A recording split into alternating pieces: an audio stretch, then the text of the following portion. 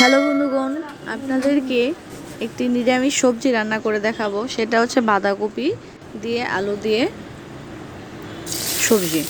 প্রথমত বাঁধাকপিটি কেটে নিয়েছি আর আলুগুলো কেটে নিয়েছিলাম আগে থেকে। এগুলো ভেজে নেব। ভাজা হয়ে গেলে তারপর আমরা সেটাকে সম্বার দেব। সম্বারের জন্য তেজপাতা, গোটা কয়েক জিরে, গরম মশলা দিয়ে লবণ, হলুদ, মরিচ, সামান্য পরিমাণ স্বাদ মতো জিরে বাটা দিয়ে এগুলোকে মশলা দিয়ে কষিয়ে নিব। কষানো প্রায় হয়ে আসলে বাঁধাকপিগুলো দিয়ে দিব। বাঁধাকপিগুলো ভালোভাবে নেড়ে চেড়ে মশলার সাথে মিক্সড করে নিতে হবে। তারপর মিক্সড হয়ে গেলে এবার ঢেকে দেব। এবার দেখব কতটুকু হয়েছে। প্রায় হয়ে এসেছে।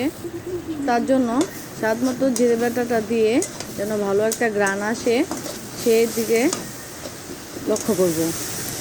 তারপর হয়ে আসলে আমরা গোটা কয়েক কাঁচামরিচ দিয়ে দেব ও ভেজে রাখা আলু সেগুলো দিয়ে দেব।